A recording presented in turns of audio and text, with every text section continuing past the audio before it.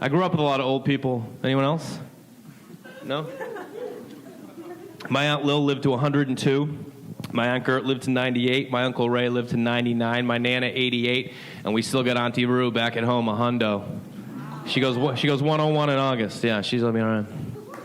Old people. You may applaud, but it's not the best thing in the world, you know what I mean? When you die because you're done, you know what I mean? Like nothing affected you. Like we would take my Aunt Gert in at 96 and they'd be like, all right, what medication is she on? I'd be like, nothing, man. This is what you got. Nothing. This is straight up who we're dealing with. She just couldn't move after a while, you know what I mean? And my Aunt Rue was like, they were best friends, so like she would like keep her alive. She'd be like, come on, Gert, get out of bed. And she'd be like, Jay, come over and help me get Gert out of bed. And I'd be like, all right. And I'd show up and the bed would be going this way and Auntie Gert would be laying this way, you know what I mean? And she was like tiny at this point, like maybe 3'8", you know, because she was so old, lying in her own urine, you know what I mean? Why is that gross? This is my great aunt. Poor woman, dying. So Auntie Rue goes, come on, let's grab her, we'll yank her up. I'm like, yank her up? You want to yank her up? She goes, yeah, just help me get her up. She goes, I saw the home health care people do it. That's what we're going with, right? So she's like, just grab onto one arm and then grab her hand. And I was like, all right. And then she's like, all right, on 3. 1, 2. And on 2, I start to give a little, you know, just to make sure I'm not going to snap her like bone. Because you got that flabby chicken arm, you know, like with that saggy chicken meat hanging down. And like I grab her and I go to yank and then she goes, ah! She starts screaming, right? So Auntie Rue goes, oh, cut it out, Gert, you're fine. Yells at her. 1, 2, 3, we get her up, right? Now Auntie Gert's up, but she's got her legs like close together, you know what I mean? Because she forgot how to walk. She doesn't know how to walk. Auntie Rue, no, not going to let that fly. Auntie Rue goes, come on, Gert, come on. Kicks her legs, kicks them. You know what happened? She walked. She was like, oh, okay, here it is, got it. Yeah.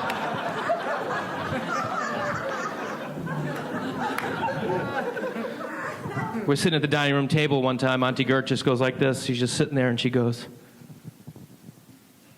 We're like, what are you doing, Auntie Gert? She's like, look at the little man over there. She saw like a little dude. Saw a little dude on the table.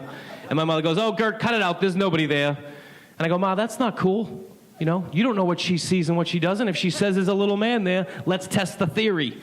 So I'd go over, and I'd be like, Auntie, where is he? Is he right here? And she'd be like, yeah, there he is. And I'd go... And I'd wait for a reaction. If she freaked out, we knew she saw something, you know what I mean? If I squished the little gnome.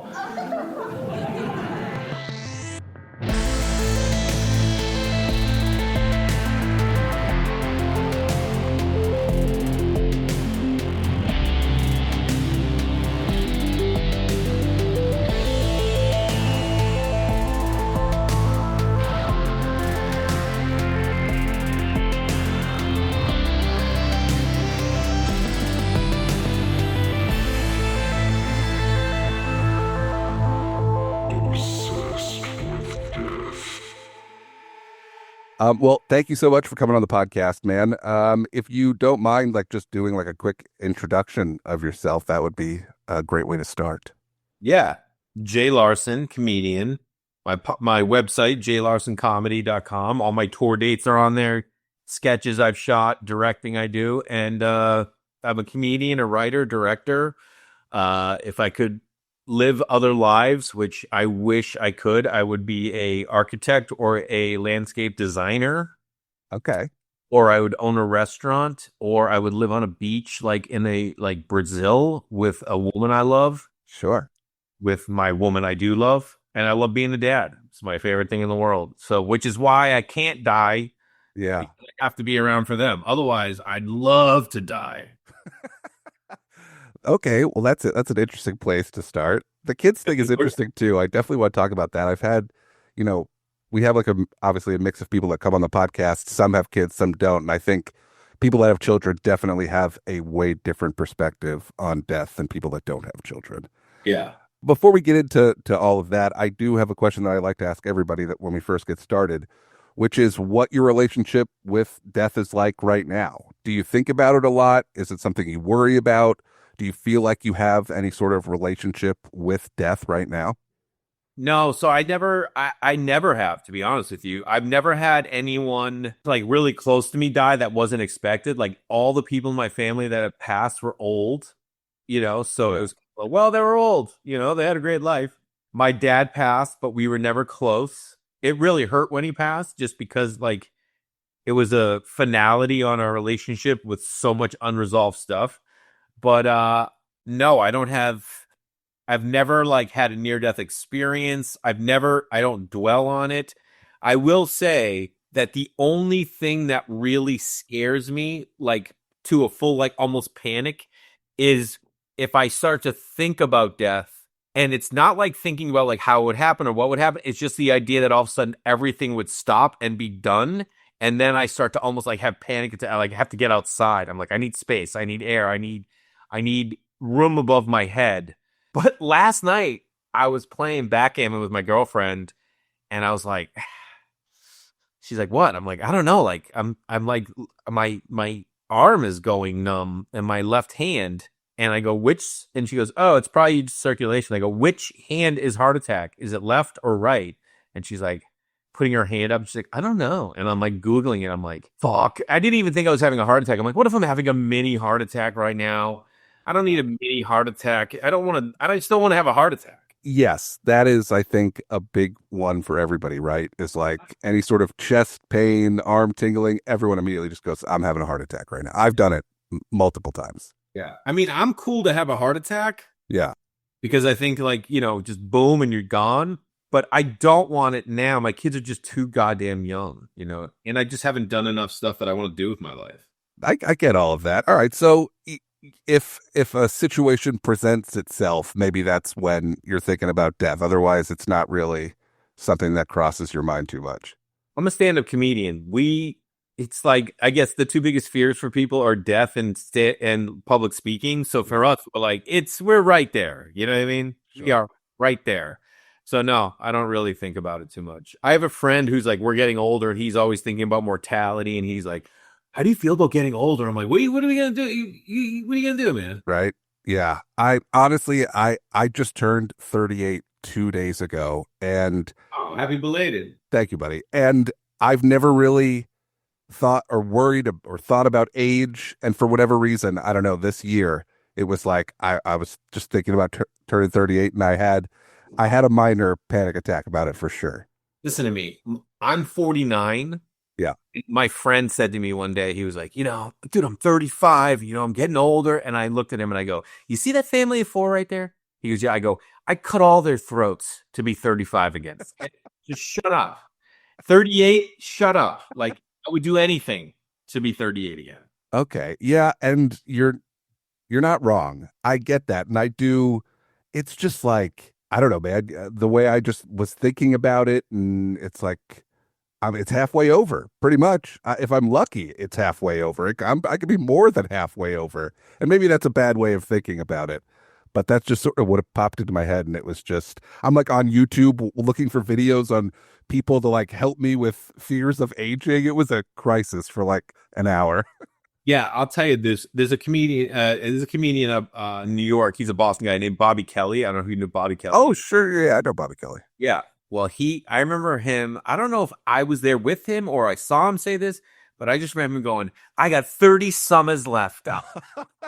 And it just was like, oh my God. Like, I'm 49. So if I died at 79, I have 30 summers left. I like to think I'm going to live to around 92. I feel like it's going to be a sweet spot for me. 92 would be nice. But, I'm not going to be like jumping into waves at 92. Sure. But if you think of it that way, you're like, whoa. Could you imagine if my friend's dad passed when he was 42. The dad was 42 years old. I'm 49. Like, that's what I'm saying. If guys die in their 50s and 60s, I want to live above my kid's garage and come down in my underwear and the grandkids being like, Grandpa, put pants on. I'm like, I'm not fucking putting pants on. And then my son to be like, why are you swearing in front of my kids? And I'm like, because I'll do whatever the fuck I want. I'm old. Like, that's what I want. I want to steal. I want to steal. I want to get old and I want to steal. I totally get it, man. I'm with you. I think that there's like you hit a certain age and you do sort of get like this whole other sort of life that you could live just because of how old you are. Yeah. And that's exciting. And I definitely don't want to miss that. But yeah, I think about that too. It's like you hear about the guy running a marathon who's like 45 and just like drops dead at the end of it, and you're like, what the fuck am I doing? Yeah. It's not great. Well, okay. One other like specific question, and then there's a few things I want to get into. But the other one that I like asking people is, do you remember, like, was there a specific moment when you realized you were going to die? Like, did you have that like very specific thought at a certain point? I don't, nothing that like sticks out. Yeah. All right, that's fair. I still kind of think that like I won't. You know, Carlos Castaneda? I don't know. Carlos Castaneda, he's a writer. I think he's Brazilian. I think this is Carlos Castaneda. Like, I don't know if he writes about it or has his philosophy around the idea that like if you ran and jumped off a mountain, that you would fly, that you wouldn't die, like that you Yeah. won't die. I used to mess with this idea a lot that nothing is real. You're the only living person in the world. Like this is all, everything around you is just made up. Like you're making all of this stuff up. That's not death. That's more like an idea of life. That's why like I watched the Truman Show recently with my kids, and that movie, yeah, it's such a fucking mind fuck. Man, I haven't watched that in forever. I need to rewatch that. Man, It fucked you up a little bit? it's a little, it'll give you a little anxiety. You know what I mean? Where you're just like, damn, they like what they were doing to that guy in the movie, and then thinking like, what if this? It because that's obviously where it came from, like this existential idea that you're the only person in the world, and it's just, oh, like you are living a simulation. You know, like Yeah. so. Yeah. I mean, we're everyone, like, you're the main character, right? Like, we're all our own main characters, and everybody else is. There's a there's a David Foster Wallace quote that I like a lot, where he said that it's not specific to death, but it's just sort of like, the quote is, "You'll stop worrying about what people think of you when you realize how seldom they do." And it's just very much like, yeah, everyone's just living their own life. No one's thinking about you, and it sort of is like you're just creating the world around you. Listen, I don't want to get into my high school yearbook, which is over on the shelf, but one of my quotes by me was, "Stop worrying what people are thinking about you. They're worrying what you're thinking about them." I love it. Whatever, man. I'm a philosopher. All right. So I the only reason I asked that is because, Do you have a moment? I'm sure if you do, Well- you've said it before, but still. yeah, I mean, it's a new question that I've been asking people, and I was in high school. It took me to like, I think I was like 15 when I realized I was going to die. Like, it took that long. I was literally just like walking from one class to another, and I think whatever was happening in that class before, they were talking about death, and it just sort of clicked in that moment. And I just remember I have this picture in my head of like walking through the halls of my high school, and my brain is just going, "Oh my God, it's all just going to like end one day." Interesting, yeah. Yeah. Like And- my mom protected us from death. Like I never went to a funeral. I don't think I went to a funeral till I was like 23. Yeah. And so with my kids, it's very different. I say to them, I go, "We're all gonna die. Yeah. That's something that's going to happen." And I don't, and it's not like a dark thought, but it's almost like, why are we hiding this from kids? Like, hey, fucking Disney doesn't. Every opening scene in Disney is someone's mom dying. Immediately. It's always about death. Like, that's how they start their movies, is with death. It's crazy. But Yeah. So I talk to my kids about it. Like, you know, I don't all the time, but I'm just like, hey, you can't control certain things. Like, we're all like, you know, they say, I don't want you. I go, I'm going to die at some point. yeah, that's a big thing, right? Is talking about kids, about death, and I definitely want to get into that. Before we go to kids, though, and you sort of briefly mentioned you like 92 is your sweet spot, right? There's a lot of people in your family, and you've talked about it before, that lived to be over 100. You do some. There's like some videos online about Aunt Lil and Aunt Gert. Is it Gert? Auntie Gert. Well, Auntie Gert was 98. Auntie Lil was 102. Auntie Rue was 100. Uncle Ray was 99. Yeah. All right. So, I mean, that has to give you a little bit of faith that the genetics are pretty good. It's not even genetics, because then you just have a mental state. You're like, oh, I'm going to live to be in my 90s. Yeah. So if any death gets me before, it's just going to come off like a shock. But otherwise, I'm already prepared to be like, nah, I'm going into my 90s. Although I was with my kids walking one day, and I go, listen, here's the deal. If I ever get to a point that I need to go into an old age home, Yeah. do not do it. I go, you take me to Washington where it's legal, and you put me down. And my doctor, who was 8 at the time, goes, we are not putting you down. We're going to put you in a home. I go, I don't want to go to a home. And then she goes, but you won't be living. And I go, you think it's living being in an old age home? Yeah. It just hit me. I'm like, you're talking to an 8-year-old, bro. You gotta chill out. She is not ready to have this conversation how she's gonna Yeah. assisted suicide her dad. And I was like, I'll wait till she's 10. The image of you and just a small child discussing assisted suicide is, for me at least, very funny. I actually interviewed a nurse who that's their entire job is assisted suicide. Woo! And I mean, incredible person. And the stories that she told me, the parties that they would throw for people before. I know. I mean, it was incredible. So that was one place I did get into a phase for a little while where I was like, why people get to have control. Like, so I have kids. So my ex-wife and I decided we are going to make humans and we were able to create them. But you don't get a choice to be born and you don't get a choice to die. But why isn't there a celebration where you're like, hey, I'm gonna bounce. This was great, guys. Hey, I had a blast, man. I had a really good time. I'm kind of done with it. Yeah. Everything else we can be like you can quit a job, you can move, you can get out of a relationship, but you can't just go. You can, but there's like a dark, secret, gross thing that we attach to it. Where as I even say this, I'm starting to feel like my chest compress a little bit. It is scary, and it is a weird idea to me, like that I would ever say goodbye to this world because I don't know if there's another one, which is why I think people are fantasize about death because they want to know if there's something else, or do we come back? I don't know, but nobody wants to think about dying, so having a party about the fact that you're going to die isn't super appealing to a lot of people. But I mean, I would love to have a living funeral. I think it would be incredible. If I could get enough people to come, I would definitely throw myself one. I just don't know if that many people want that like reality and like want to be like a part of something like that. But just quickly going back to the assisted suicide thing, I mean, it just seemed it seemed so appropriate because it was all planned out. Like you said, like they knew it was happening. They had a date set. It seemed like most of the people were excited to have all of those moments because it was like a control thing.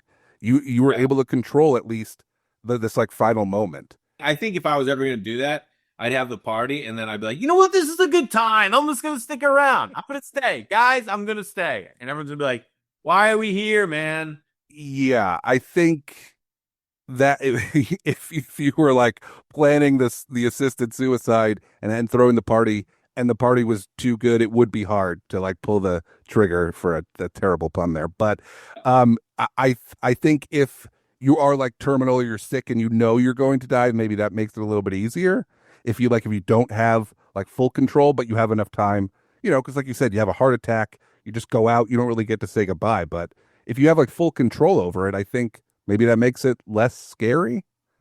I don't know. The only thing that's like, I don't know why it's jumping in my head right now, but I skydived once, tandem, but like I was crazy. The flight up, I was fine. I was really anxious sitting on the edge of the plane, knowing we were about to jump out. And then once we jumped, we're just free falling. I was just like, oh, I'm fine. Yeah. We're going to pull a cord. But like, I was just thinking, I'm like, what if you just jumped? Like, at what point going down would you realize, like, oh, you're going to die when you hit the ground? You know what I mean? And, oh, God. I mean, I can't even get on a commercial flight without thinking about death. So there's no way I'm ever jumping out of a plane. Yeah, it's a nightmare, dude. It's not, none of that's good. I'll do it. I'll get on the flight, but I won't enjoy it. And I won't be, I've had multiple people, strangers, call me a bummer on flights before. Really? Yeah. One time I was flying across the country and this lady just got me completely blackout drunk because I was like bumming her out so bad. Like I'm just the guy who's like when we're taking off, I'm squeezing the armrest. My eyes are closed. I'm visibly, flight attendants could pick me out immediately. One of my favorite scenes in all time. I think Bridesmaids is one of the best comedies ever made. So good. And when Kristen Wiig is like all panicked and she's sitting next to that lady, she goes, it's like, oh, but he goes, I had a dream last night that this plane was going to crash. And she's like, what? And she goes, you were in it. She said, You were in it. It kills me so. Yeah. That writing is so. This is the thing. For me, I think some people would see that as dark. Like, that's a really dark joke. Yeah, sure. To me, I think it's hilarious. And I be like a clean comedian. I didn't swear. I didn't talk about sex. And one day my friend was working with his manager. He was also a comedian. And that manager went to a show of ours and said to him, like, oh, Jay's really dark. Yeah. And I thought, like, I used to do a joke about like a rubber duck that my roommate had next to the sink.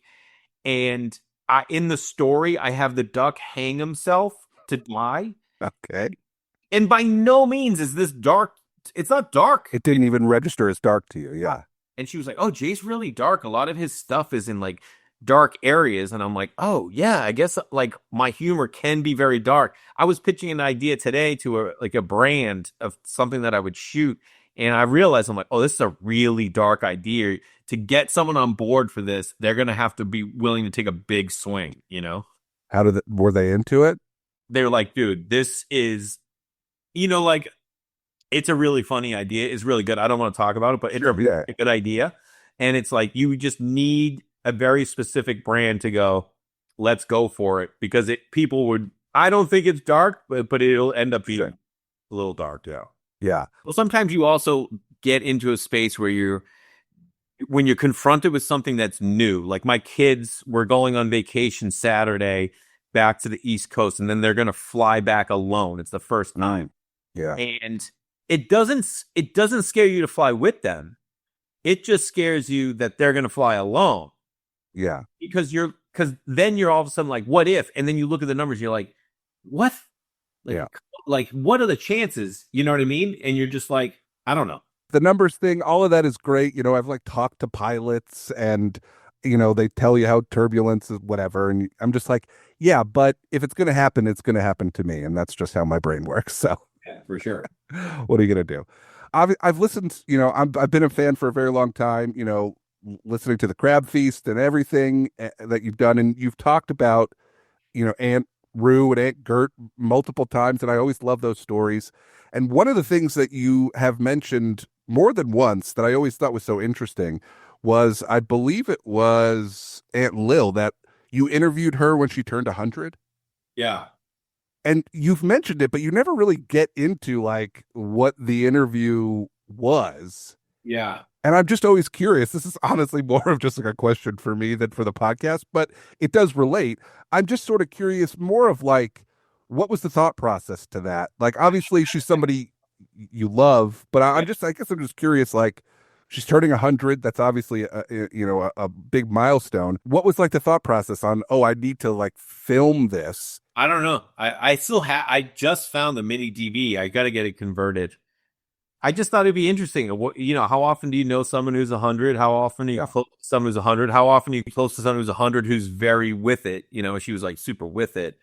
And I just wanted to ask her, like, what did she like? I asked her like about love and about friendship and like, what were the important things in life? You always hear like 100-year-old man said if there's one thing he could do different. Sure. Yeah. Like, I thought I would get some like nuggets, and I can't remember from that day what really was going on, like what we really talked about. I need to go back. I need to get that converted and watch it and see what's on there. Yeah. She was a super sweet, and she was super quick and witty. Yeah. But when we did that, there was no joking around. She was like dead serious with everything she was saying. So I should take a look at it. Yeah. I mean, I'm sure it was I can't imagine she was being filmed and interviewed that often. And that's cool that she took it serious and answered the questions. Do you feel like growing up around a lot of people that were much older and living to like that type of age, do you feel like that gave you any perspective on death or sort of like? No, it just gave me this idea that we would all gonna live long. Live a long time. Oh, people just gonna be around. Like I think when I was born, like all my great aunts were in their 70s, like, and they all kicked it. They were old always. Yeah. You know what I mean? Like my grandmother was always old. Her sisters, they were like, my Nana had my mom when she was 40. So my mom got married at 19, had me at like 25 or 26. So when I was like cognizant, my Nana was 71. Yeah. You know what I mean? At 5 years old, my Nana's 71. Everyone else is old around them, you know. No, it never made me think of like death. It was just the idea, you know, that like I'd be around for a long time. I don't really have I'm lucky both of my parents are still around. They're definitely, getting up there, and my dad has had similar conversations that you have had with your kids with me, where it's like, this is what I want to happen when I die. And he's like a woodworker. He made his own urn, and he's like showed it to me one day and was just like, hey, this is where I want you to put me. Like, Yeah. I'm Wild. it's pretty crazy. And he makes a ton of stuff, but it was just so interesting because it was like a Tuesday that we're having dinner. He's like, oh, by the way, I want to show you some of the stuff that I've been making. And then one of them was his own urn. And I'm like, hey man, I appreciate it. Like, you just one step less for me. I don't got to go buy an urn now. But yeah, it's Do you want to be cremated? no, I want to be put in the ground, buddy. I have like, it's my funeral is gonna take 2 days probably. I really think about it a lot. I've got it down to like what I want the weather to be like for my for my funeral, man. That's amazing. I think about it too much probably, but yeah, it's sort of going back to like the assisted death thing where it's like, this is my last time on earth, man. This is like the last time that I get to sort of celebrate or do anything. So yeah, I got a playlist. I got a city I want to be buried in. I know what the weather needs to be like, and What city? I want to be buried in Brooklyn. I'm from Long Island, so it's like I would love to be.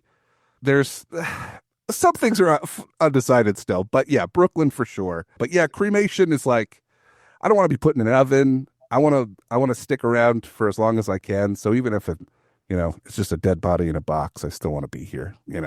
Have you thought about that? Do you want to be? I want to be cremated for sure. Yeah, you want to be like on a mantle somewhere?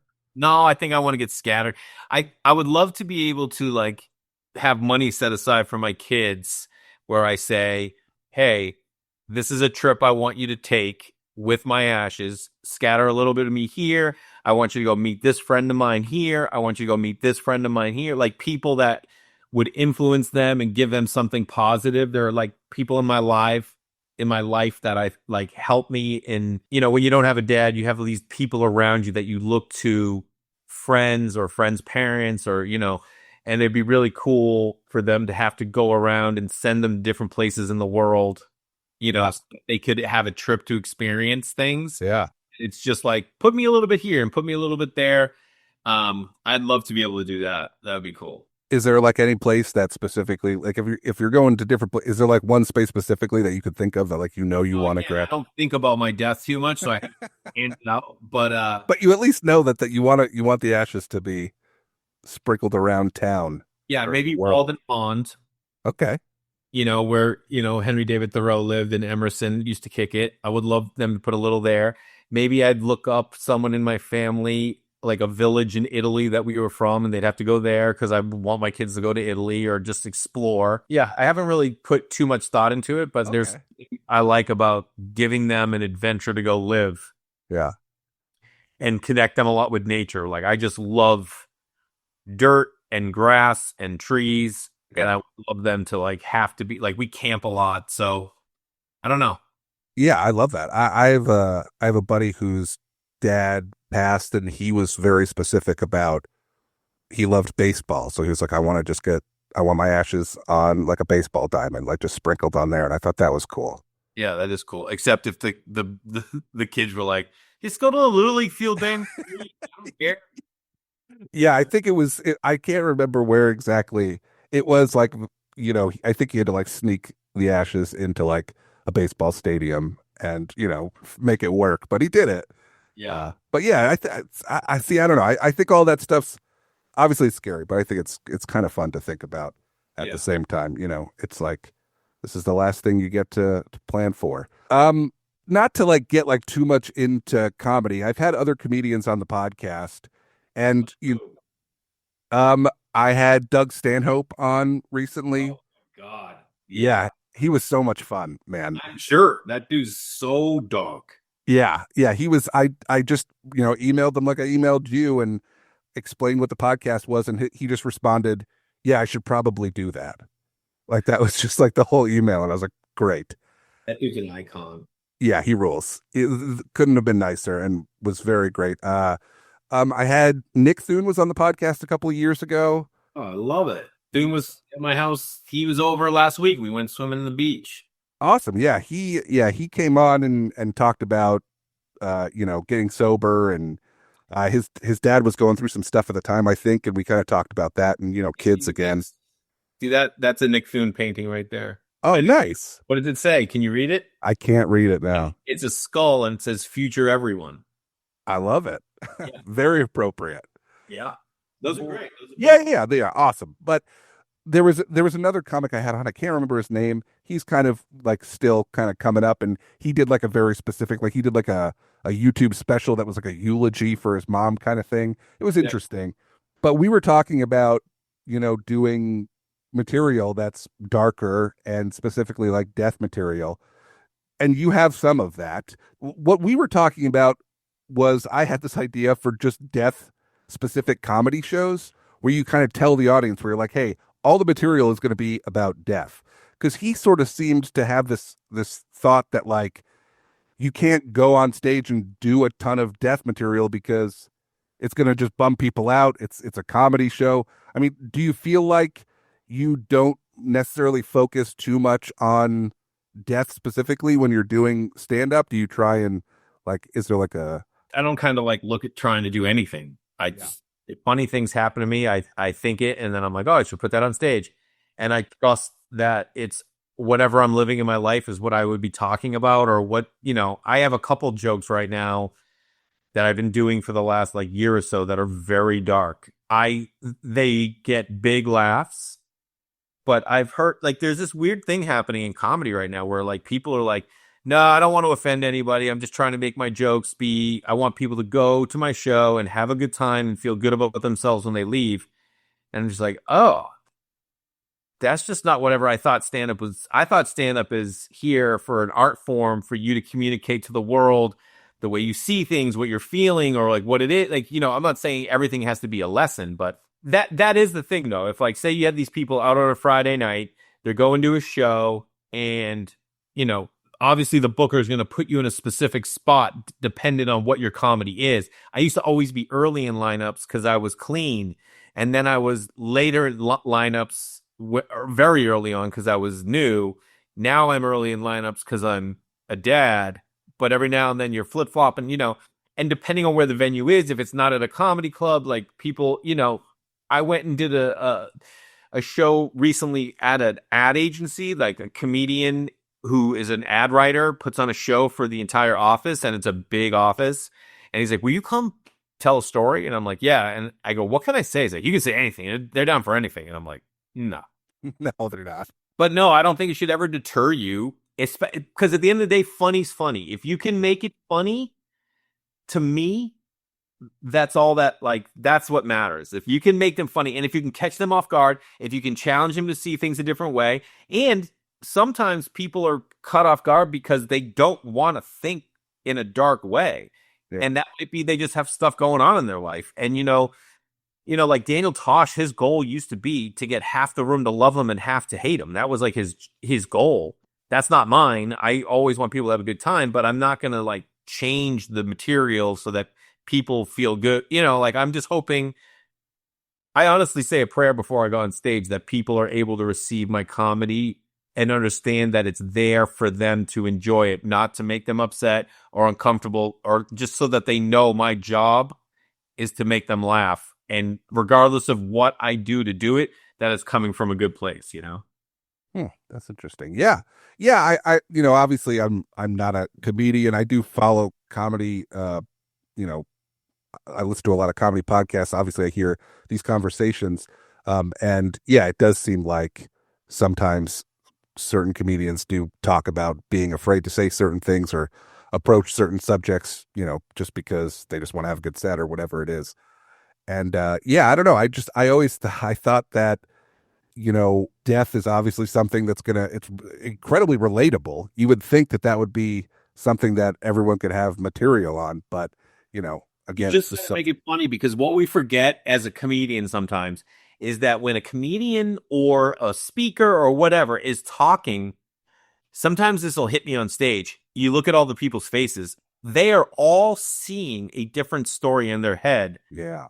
And what I'm even like, when I'm a storyteller. So when I'm giving a story or a joke and it's in the form of like these characters and they have names and they're in places, everyone's seeing it completely different, so some of them might not be open to it. I've had people tell me recently that someone will come up to them and they were like, hey, I was having a really great night. And then you made that one joke and it just ruined my night. Fuck. And they were like, oh, and that's when they were like, oh, I'm going to make sure that like my comedy is here for people to enjoy. Yeah. And to feel good. And it's like, okay, I can't make everyone feel good. That's not my job. Yeah. My job isn't for you to feel good. My job is to make jokes. And if it makes you see things in a different way, and if I wrote it for I don't know, it's like, Yeah, no, that's so interesting because, I guess if you're like telling a joke about your mom and everyone's just picturing their mom, that's interesting. Let me put it this way. Yeah. I am pro-choice. Yeah. Right. Sure. But I understand to an extent. Yeah. Pro-life, and I would never have to. I'm so grateful that I've never had to go through having to make a decision on it with someone or anyone close to me, because I feel like that's just for me, it would be a huge decision. Yeah. That being said, in 2005, I watched the storytelling show at the Montreal Comedy Festival, Doug Stanhope, and he talked about having an abortion with his lady, and he goes through the whole thing, and it's very dark, and he's like, what happens if you have the baby? Do you bring it in and be like, I want a refund? Like, this didn't work. And he made all these jokes, and at the end, he goes, guys, he got really serious, and he goes, I just want to let everyone know that woman and I are not together anymore. And he listed a couple of things, and he goes, and just to be truthful, the two of us, we just really wanted to know what it would be like to kill a baby. And to me, as someone who would never want to have to go through it, Yeah. I laughed so hard because for me, it's comedy. He's making a joke and he's taking a real life thing that was probably really hard for him and that woman to do. And he found a way to make light of it and turn it into comedy, because if there were people that also could relate to it, like everything that you're talking about can't do everything for everyone, but what he was able to do.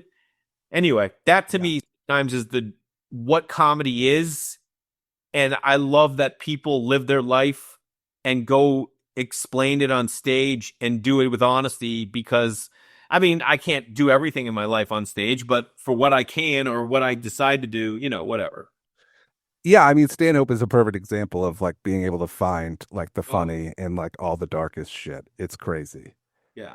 He has like everyone else is going to find it in there when he does it, but that's he talked a little, he's talked about it in one of his books, and he talked about it on the podcast a little bit. He's got like this whole story. I'm not going to tell the story, but he talks about, his mom passing. I don't know if you know that story at all, where he basically just like helps her kill herself, runs up the credit cards. It's a whole thing. It's great. But, he's basically telling a story about him killing his mom. And for whatever reason, it's the funniest story I've ever heard. And it's like, how do you do that? It's pretty crazy.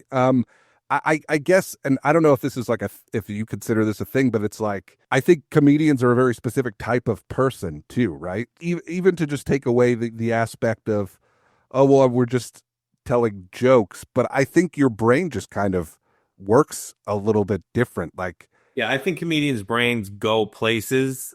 Yeah. You know what? I think one of the best things I've been able to share with my kids to give them as a tool to survive in the world that I wish someone had told me.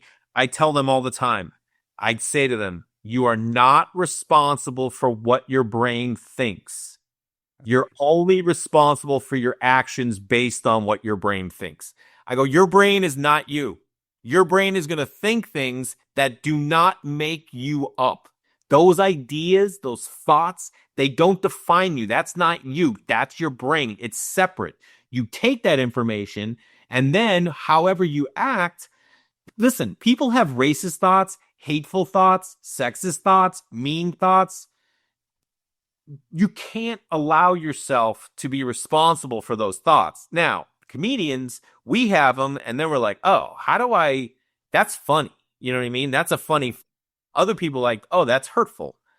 I like to look at them like, no, my brain thought it. It was given to me. I accepted it, and now I've processed it, and now I'm going to share it with the world. And the reason people laugh is because their brain is capable of having the same thought. They just would never say that to people. Like I do a joke about seeing this blind girl at Disneyland, and I set it up in a way that you're going to feel like, oh, wow, he's about to make this moment. And then I take a whole other turn.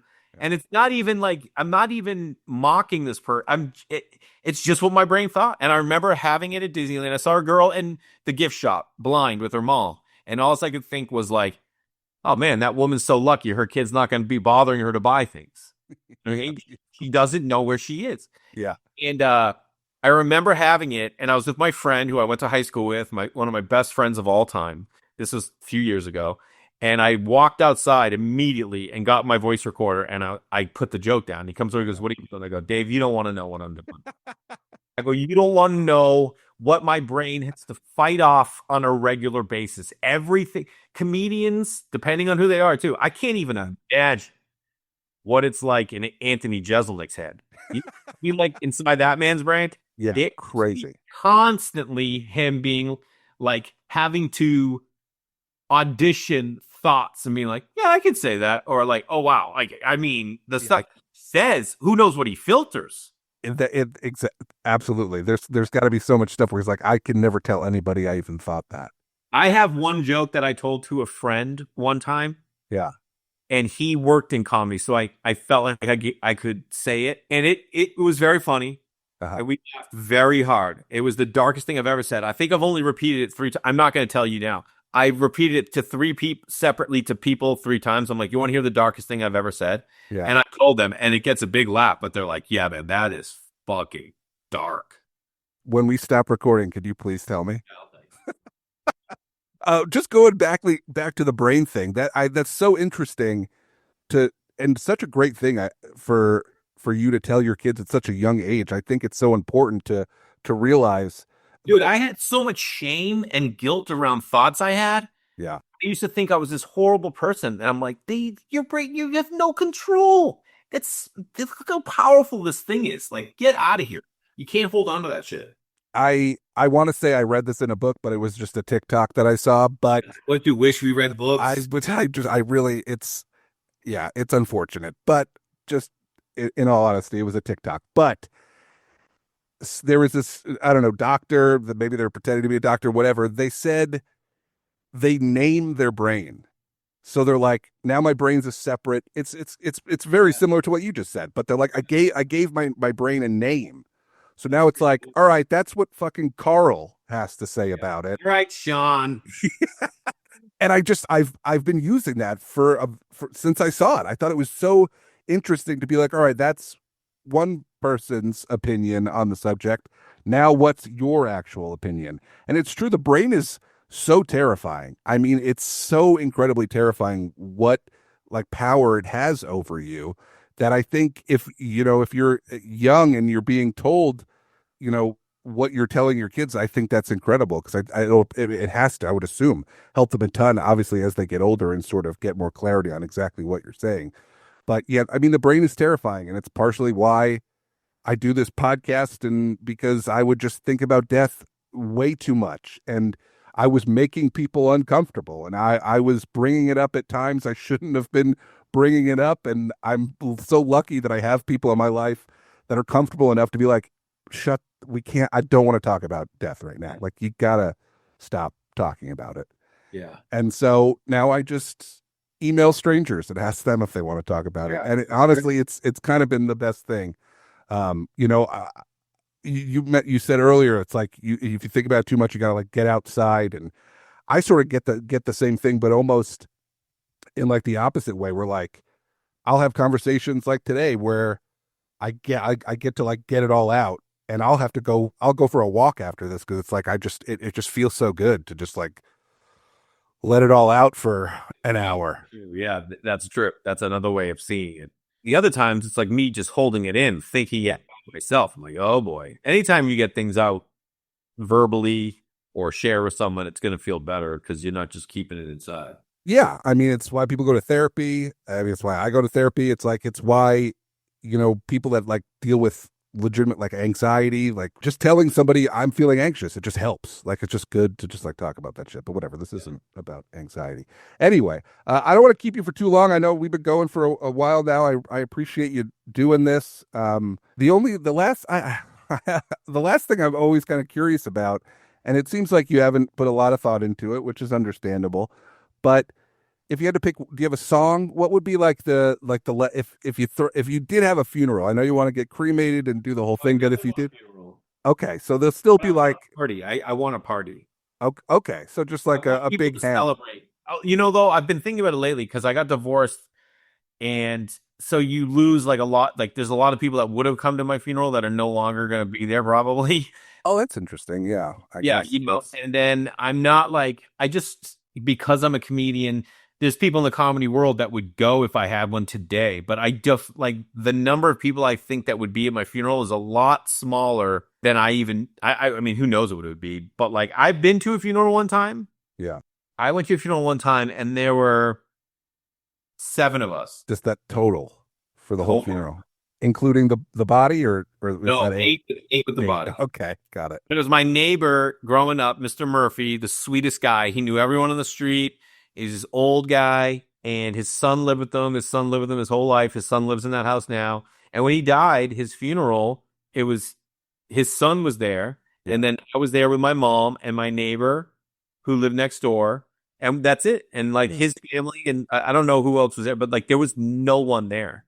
And I remember just being like, what is this? Like, is this okay? Like, we joked, we just all told stories about him, which is my favorite thing. Like, I want people to just tell stories about me, make fun of me, talk about how much of a pain in the ass I was, how annoying I was, and like embarrassing shit that I did. Like, I'm going home to Massachusetts, and I know I'm going to that's what it's going to be. I'm going to see a bunch of friends. I'm going to be like, you remember that time you, and I'm like, yeah. And they're going to tell my kids, your dad one time. Like that's all I would want is people to tell crazy stories about me. Yeah, I mean, I guess it's like I don't know how old your neighbor was, but the older you live, I mean, the more people you outlive, the less people that are showing up at the funeral too, right? Yeah, totally. I think I'd also want to maybe like have things like just like I want to have my kids have to go on this journey with my ashes. I think it'd be fun at your funeral to be like everyone has to like take an envelope, and in that envelope it says, go to one person you don't know right now, and go get their phone number, and like just That's fun. a way how you could connect everybody or something. Yeah. Like, go if you don't play backgammon, please for me learn how to play backgammon. Like Okay. Yeah. I love backgammon. I play with my kids. I'm in a league, Okay. and I just like I start like been teaching my kids. They taught me this game speed, and I taught my girlfriend recently how to play whist. It's like what all my friends and I grew up playing, and she was saying to my kids, "You guys know how to play whist?" And they're like, "No," and I'm like, "Oh, yeah, they need to know how to play whist." Like maybe I have someone at my funeral who teaches everyone whist, or like maybe there's like a cooking class that everyone has to learn how to make my favorite dish. Just something where people leave with not just being sad, but being like, "Man, that was a good time. I'm gonna miss Jay." Yeah. If maybe everyone after the funeral goes and like has a big card game together. Yeah. I think we're planning your funeral right now. I know you don't want to think about it, but A little anxious here. these are like all off the top of your head. I really think if you could get in the space, you should really sit down and think about it. I feel like you would plan a killer funeral for yourself. Honestly, I think I have a new business model here. I'm just going to plan people's funerals Honestly, that's a pretty solid business plan right there. and then kill them. Yeah, I guess you don't get paid until they die. That's Right? what I'm saying. You got to kill everybody, Yeah, you could there could be some sort of retainer, maybe. You could figure it out. That's a profession that I guess would be for a very specific type of person. Yeah. I could see you doing that. That could be like a sitcom too, right? Or I don't know, write that HBO show where you're just like a funeral planner. I'd watch that. It's dark. It is dark, but I mean, did you ever see? And we'll wrap up here. Did you ever see 6 Feet Under? Yeah. I mean, incredibly dark show, but incredibly successful. I mean, very successful show. I have a movie that I haven't started, but it's been in one that is on like in my pecking order when I finish each project. What's next? Yeah.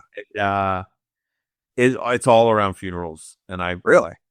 didn't remember that till right now. Yeah, All right. Well, get to work, man. I'm trying to watch some death content. I actually just got hired to write a dark comedy, and it starts with a suicide. Really? Well, I'm excited, man. I know you're. The people listening are probably excited. It's a very specific type of person that's listening to this podcast. Let me tell you. All right. So just quickly here, is there a song? What's like, we don't need a full playlist. What's the last song that plays at your funeral? I mean, the only song I can think right now, because I love music, but I love being introduced to music, and I only really listen to sad music. Like I just like sad, slow music. That's me. Cigarettes After Sex is like That's a good one. I could listen to it all day, every day. Yeah. I have so many favorites. The National, you know what I mean? So many favorites. But the only song that is popping into my head that I want everyone to leave my funeral to is Wonderwall. Wonderwall. Okay. It's a great one. It's a great song. Do you see all those? I'm assuming you saw those videos of them playing it for the first time in forever. It's so wild how popular they still are. It's crazy. 2 albums? Would they have 2 albums? Yeah, I don't even know. I just know. Yeah. Wonderwall. Back and they selling out arenas. I mean, stadiums. Yeah. Yeah, it's nuts. It was kind of fun to see that I just watched them perform Wonderwall. I didn't hear any. You did not get it? No, it was incredible. I mean, it was crazy. And it's like, tens of thousands of people all singing along, and it was something. But Wonderwall's a good one. I like it. Yeah. Awesome. Well, hey buddy, thank you so much for doing this. It's always fun to get to chat with another comedian about death. And you're one. Well, can I say this real quick? This just popped into my head when you brought that up. One of my favorite. It's gonna tear me up probably, but did you see Sandler's special 100% Fresh? Yes, I think you're gonna talk Chris about Farley tribute. Yeah, emotional. He didn't do what he did in that to like make people cry, laugh, smile, remember. Like Sandler to me is such a fucking goat. Like he's just so awesome. That kind of thing. Like if I could make something like that, so when people left the funeral, they were like hit with so many things, because you feel good when you watch, but at the same time, it's like, whoa, bro. Yeah, you could really tell how much he loved Chris Farley. You know what else? I remember when his dad died, he went on Letterman and sang a song to his dad. That's why, like, in my special, Me Being Me, the last 10 minutes is a whole story about my dad dying, the whole thing. Yeah. And that Sandler was like such an inspiration, because he was able to take something and be like, I'm going to go and show people my emotions on Letterman, singing a song to my dad. Like, that guy is just the coolest. I mean, this isn't necessarily the same as, the Farley song and that special. That's just incredible. But I mean, the movie Click, how bad does that movie fuck you up? Have you seen that? No, what is it? You've never seen Click? No. Oh my God. Honestly, don't watch it. It's just going to ruin your fucking day. It's a Sandler movie. Henry Winkler plays his dad, which just fucks you up even more. But it's basically, the story is like, he plays this guy who just gets like so consumed by work that he ignores his family. And then, he gets he starts getting pushed into the future, and he just sees like his whole family grow apart, and he sees his dad die, and it's fucking brutal. I mean, it's tough, but it's just, Sandler's got that like handful of just like crazy emotional movies that'll just ruin your day, kind of in the best way possible. But yeah. Well, another dark movie he did, that's the one most inspirational to me, is Punch Drunk Love. Oh, it's incredible. Oh, so good. So, I mean, Sandler's the fucking best, man. It's crazy. I mean, even just like like a Big Daddy, like you're just like the scene, there's the end of that movie will just fucking ruin you. Yeah. I mean, movies I get emotional for sure. Yeah, it's stuff like that. But yeah, the Farley stuff is crazy. I go check out go watch your favorite Adam Sandler movie now. If Happy Gilmore comes out this weekend. I'm very excited for that. I mean, how could you not be? Jay, thank you so much for doing this, man. This has been really fun. Like I said, I've been a big fan for a very long time, so it was really cool that you would do this, and it was great chatting about death with you, pal. You too, man. Thanks for having me.